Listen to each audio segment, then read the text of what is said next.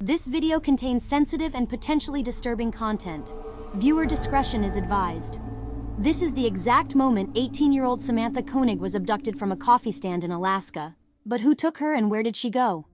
Hi guys, and welcome back to our true crime series, Case Closed. Today, we'll be discussing the tragic case of Samantha Koenig, a young woman who was kidnapped and murdered in 2012. Samantha Koenig was born on March 17, 1993, in Griffin, Georgia. She moved to Alaska with her family when she was a child and grew up in the Anchorage area. Samantha was described as a hardworking and outgoing young woman who was loved by her family and friends. Fast forward into future, and Samantha was an 18-year-old barista working at a coffee stand in Anchorage, Alaska.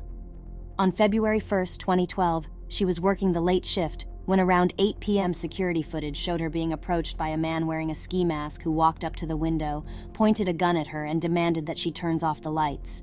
He then bound her hands together, jumped through the window, stuffed napkins in her mouth, and forced her into his truck, where he would take her back to his house where he lived with his girlfriend and 10-year-old daughter.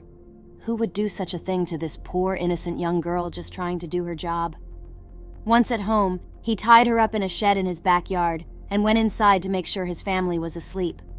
Once he checked they were fast asleep, he went back to the shed and tragically sexually assaulted and strangled Samantha until she was no longer breathing. He then left her body in the shed and proceeded to go on a 2-week-long cruise with his family. How disgusting.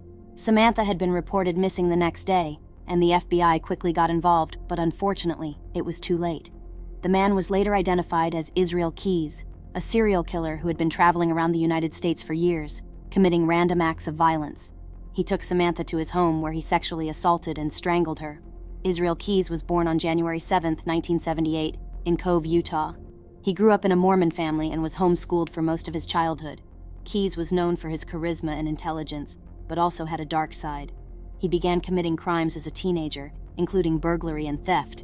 He joined the U.S. Army in 1998 and served for 3 years as a combat engineer. After his discharge, he settled in Anchorage, Alaska, where he worked as a contractor and handyman. When Israel returned home from the cruise, he decided to take a ransom photo of Samantha to receive money from her parents. He promised that she'd be unharmed if they sent him money. However, to provide proof of life, he needed to make it look like she was still alive, so he proceeded to braid her hair and do her makeup. He even went as far as sewing her eyelids open with a fishing line.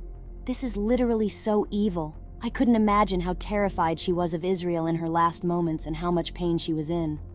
On February 24th, Israel texted Samantha's boyfriend from Samantha's phone and told him to look for a package in a local park, and it was then that the police found the ransom photo and a note demanding $30,000 in exchange for her safe return.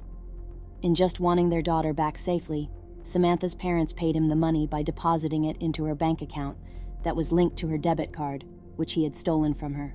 Sadly, Samantha would not be returned to her family as Israel had already murdered Samantha and dismembered her body. After using her body for the ransom money, he later disposed of her remains in Matanuska Lake, near Wasilla, Alaska. Over the next 2 weeks, Israel continued to use Samantha's debit card and made several withdrawals from her account. However, this alerted the authorities right away. He would disguise himself while withdrawing money. However, one ATM security camera caught him driving away in a white Ford Focus, and it was because of this he would soon be caught. On March 13, 2012, a Texas state trooper located the car in question and started following him until he was speeding, at which point he pulled him over. Inside the car was Israel, and authorities found Samantha's debit card and cell phone. Once arrested and during questioning, Israel admitted to killing Samantha and several other people across the country. He claimed that he had no motive or pattern to his killings, and that he simply enjoyed it.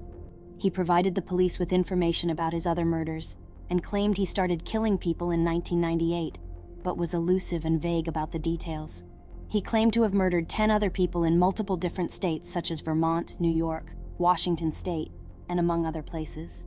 In December 2012, Israel committed suicide in his jail cell by attempted strangulation and using a razor blade, taking the details of his other murders to his grave. Despite the police's best efforts, they were never able to fully understand Israel's motives or the extent of his crimes. His suicide in December 2012 robbed his victims' families of the chance to find closure and justice. Before he died, he drew 11 skulls in his own blood and wrote, "We are one." How creepy and evil this man is will never be forgotten. The case of Samantha Koenig is a tragic reminder of the senseless violence that can be inflicted by those without conscience or remorse. We can only hope that her family and loved ones have found some measure of peace, and that justice has been served. Thanks for watching. Don't forget to like, comment, and subscribe, and we'll see you next time.